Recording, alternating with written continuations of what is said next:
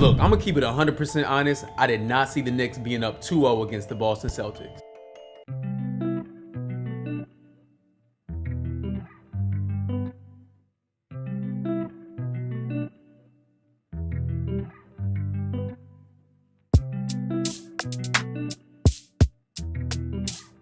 What's good, YouTube? Welcome to another episode of Wrong vs. Right. I'm your host, Jay. If you're new to the channel, be sure to subscribe below and hit that button. Today we're talking about the Knicks being up 2-0 against the Boston Celtics. What is going on here? The Knicks just did something that no one expected, and you may just think it's luck, but I'm going to break down what's really going on here. And stay tuned for when I get into the one key thing that I think the Knicks are better at than the Celtics, and it's the reason why they're winning these games. Let's start at the top. The Celtics were favored to win it all, but somehow they keep on letting it slip away. And look, with the Knicks, it starts with Jalen Brunson's leadership, his scoring ability, but more importantly, his clutch factor. He does not fold under pressure. He gets a bucket when you need him to, and he can get a free throw when you need him to. Don't hate the player, hate the game. The Knicks have the correct defensive schemes and personnel to guard the Celtics' main players, Jason Tatum and Jaylen Brown.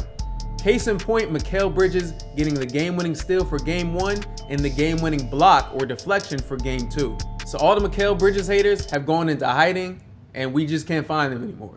Before I go any further, I want to give a quick plug to TrashTalkerShop.com. Be sure to hit that link below in the bio. Cop some merch, cop some sleeveless hoodies, some shirts, some socks, all that great athletic merch. You know, if you're going to the gym, you know you need a sleeveless hoodie to show off the guns like I'm doing right here. But back to the video. So another important factor that I'm looking at when I look at the series is that the Knicks' 2 wins have come in Boston.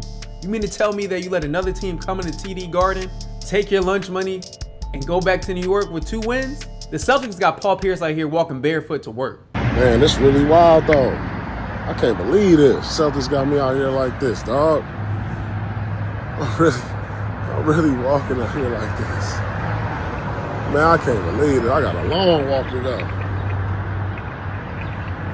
So I gotta put my shades on, everybody. Now the Knicks have a legitimate chance to close out the series in New York. In both of these games in Boston, at one point in time or another, the Boston Celtics had a lead of 20 points, at least. Yet they still managed to give up that lead. This brings me into why I think the Knicks have a legitimate chance to close out this series, and the one element of basketball that the Knicks have that the Celtics do not have. And that is the ability to close out a game. To put your foot on the opponent's neck and say, this game is over, you are not coming back.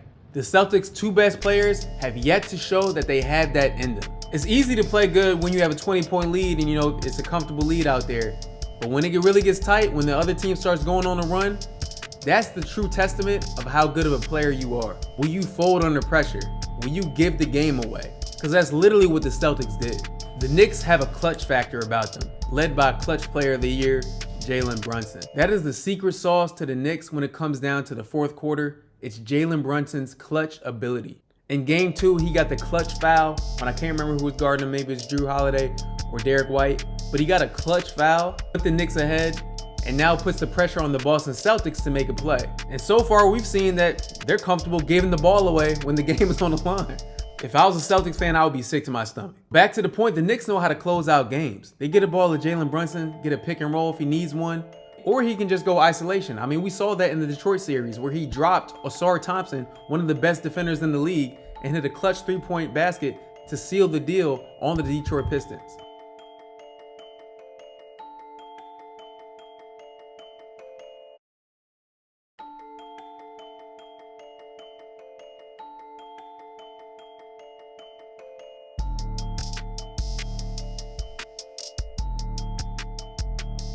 In terms of my predictions, I don't see the Knicks sweeping the Boston Celtics. I don't think that's going to happen. I think Boston will get at least 1 game in New York. I don't think the Celtics are completely out of it by any stretch of the imagination.